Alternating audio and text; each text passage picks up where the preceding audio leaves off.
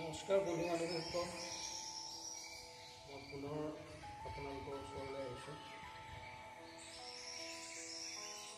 গুৰুজনাৰ জগতগুৰু শ্ৰীমন্ত শংকৰদেৱৰ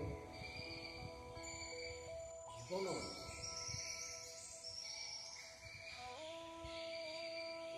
জীৱন লীলাৰ সম্বন্ধ মই কৈ আহিছিলোঁ আপোনালোকক ধাৰাবাহিকভাৱে। পুনৰ মই তাৰ পিছৰ অংশখিনি ক'বলৈ ওলাইছোঁ। কোনেও পণ্ডিতগণ নুশুনা মনে বৈকুণ্ঠক দেখাই বা পাৰে কোনজনে। কি মনুষ্যৰ কৰ্ম নহি সাৰে সাৰ,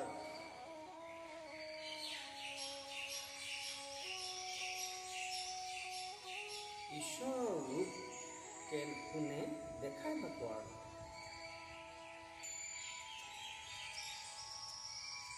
বৈকুণ্ঠকো কোনো কোনো মনুষ্যই এই মৰতত দেখাব নোৱাৰে। ঈশ্বৰ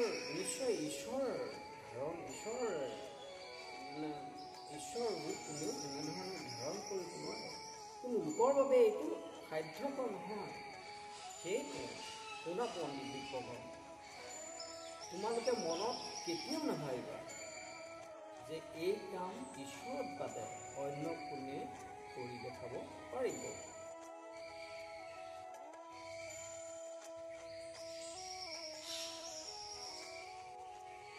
ৰাম ৰাম গুৰু চতুৰ্ভুজ নিৰুত্তম, আন বিপ্ৰগণ যত আচৰণ উত্তম। সবে হন্তে দিলে আনি পখিলো শৰণ, শংকৰদেৱক মাতিলন্ত তেতিক্ষণ। আৰু লগে লগে ৰাম ৰাম গুৰু চতুৰ্ভুজ নিৰুত্তম আদিকে পঢ়ি আন শ্ৰেষ্ঠ বিপ্ৰপণ্ডিত যিমান আছিল সকলোৱে শংকৰদেৱক মাতি ক'লে যে আমি আপোনাৰ চৰণত শৰণ ল'লোঁ। বুলন্ত আমাক তুমি শৰণ কৰাই, নাম গুৰু ভক্তদেৱ আমাক দেখাই।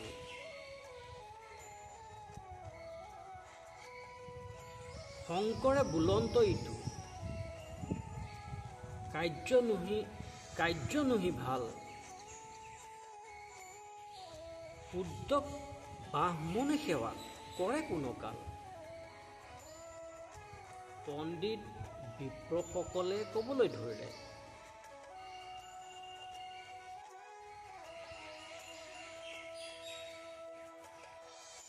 নাম গুৰু ভকত আৰু দেৱ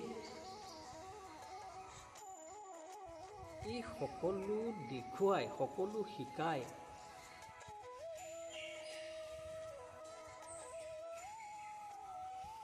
মানে পৰিচয় কৰাই আমাক আপুনি শৰণ দিয়াওক,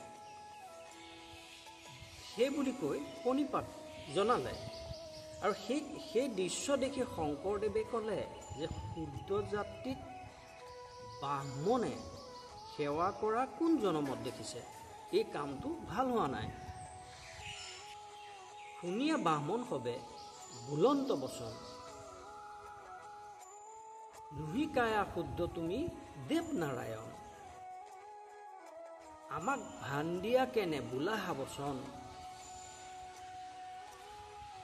তুক্ষাৰ চৰণে নিষ্ঠে পখিলো শৰণ।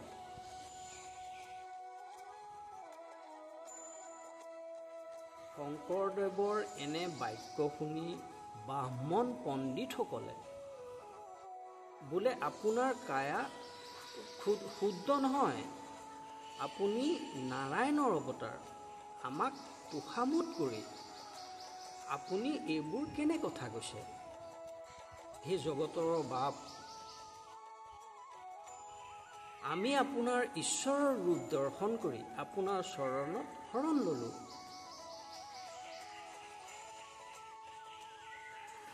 আৰু এই কথা আমি আপোনাক ন দি ক'লোঁ।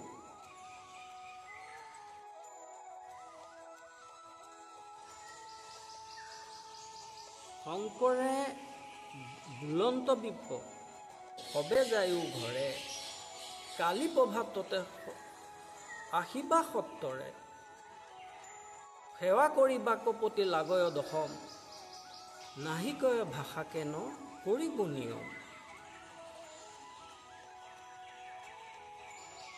বিপ্ৰ বামনসকলক ঘৰলৈ যাবলৈ কৈ পিছদিনা পুৱাতে সকলোকে আহিবলৈ আহ্বান জনালে।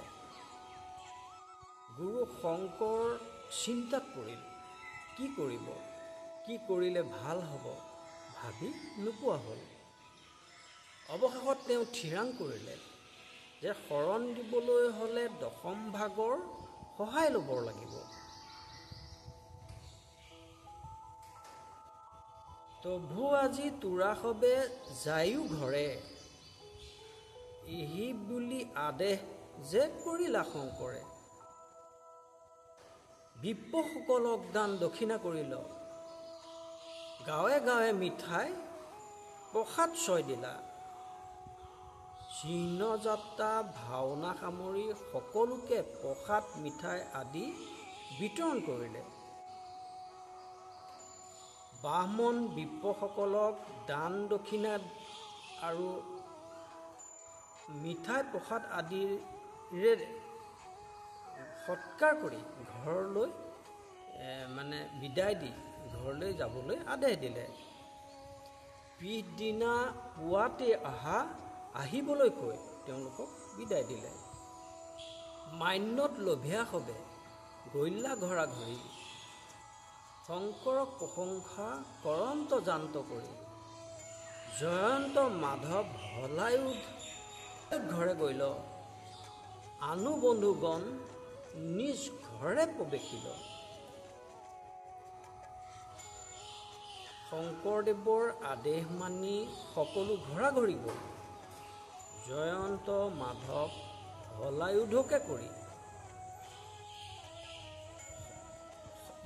সকলো বন্ধু বান্ধৱ নিজৰ নিজৰ ঘৰলৈ বুলি গ'ল।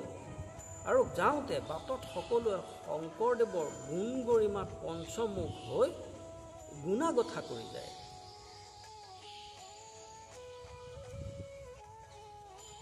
এহিমতে সভাখান বিসজ্জিলা যেবে শংকৰেও আপোনাৰ ঘৰ পাইলা তেবে।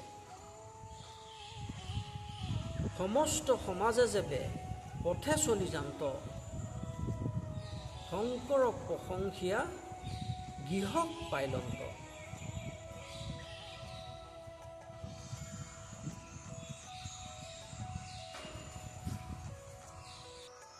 সভা ত্যাগ কৰি অৰ্থাৎ সভা বিসৰ্জন দি শংকৰদেৱ যেতিয়া ঘৰ পালে সভাগৃহত উপস্থিত থকা সমাজৰ সকলো লোক শংকৰদেৱৰ ঐশ্বৰিক লীলাত অভিভূত হৈ গুণানুকীৰ্তন কৰিয়ে তেওঁলোক ঘৰ গৈ পায়। ইসব কথা কাবে এহি মানে থওঁ শংকৰে ৰাতিত যেন কৰিলা তাকে কওঁ। দশম পুৰাণৰ শ্লোক আছে চাই উদ্ধৱ সংবাদ পুথি কৰিলন্ত যায়। শংকৰদেৱ ঘৰলৈ গৈ চিন্তা ভাৱনাৰে ৰাতিটোৰ ভিতৰত তেওঁলোক কি উপায় উলিয়ালে তাক চৰিতকাৰে সকলোকে শুনিবলৈ কৈছে। ৰাতিৰ ভিতৰতে দশম পুৰাণ ভাগৰ পৰা শ্লোক উলিয়াই উদ্ধৱ সংবাদ নামৰ পুথিখন ৰচনা কৰিলে। সাৰ উদ্ধাৰিয়া তাৰ পথ কৰিলন্ত উদ্ধৱ সংবাদ নাম তাহাৰ দিলন্ত। পুছিলহু মাধৱত ইসব সংশয় মাধৱ বান্ধৱ শংকা দূৰ কৰি লয়। দশম পুৰাণৰ শ্লোকৰ পৰা সাৰ মৰ্ম উদ্ধাৰ কৰি তাৰ পৰা পথ কৰি তাক উদ্ধৱ উদ্ধৱ উদ্ধৱ সংবাদ নাম দিলে আৰু পৰম শিষ্য মাধৱক সুধি তেওঁ যিখিনি সংশয় মনত লাগি থকা সংশয় আছিল সেই সংশয়খিনি দূৰ কৰিলে। আগ কৰি দশমৰ শেষ কিয় থৈল, মহাৰংগে মাধৱে শিশৱ কথা কৈল। নাম অক্ষয় তাহাৰ জাতি দিল, আগ কৰি প্ৰথমত তাকে ৰচিল। মাধৱ পুৰুষে আনন্দ মনেৰে ক'লে, দশম ভাগ আগুৱাই কিয়নো শেষলৈ থলে। এই কথাটো গুৰুজনাক সুধিলে। নাম আখৰৰ নাম আখৰটো তাত সংলগ্ন কৰি পুনৰ আগ কৰি প্ৰথমে তাকেহে ৰচিলে। জাতি দশমৰ সম কেহু নুহি কন্ত,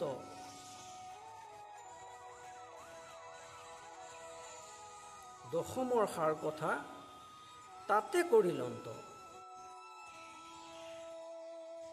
অৱহেন অধ্যে জাতু থানো আছে ধৰি, প্ৰথমতে আগে সিটো শাস্ত্ৰ আছে কৰি।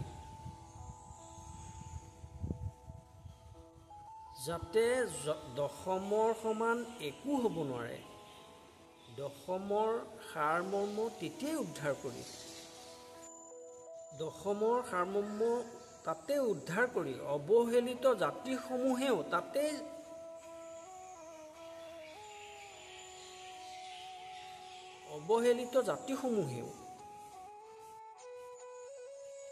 তাতে স্থিতাপি অৰ্থাৎ বাস কৰি আগৰ পৰাই শাস্ত্ৰ অধ্যয়ন কৰি আছে।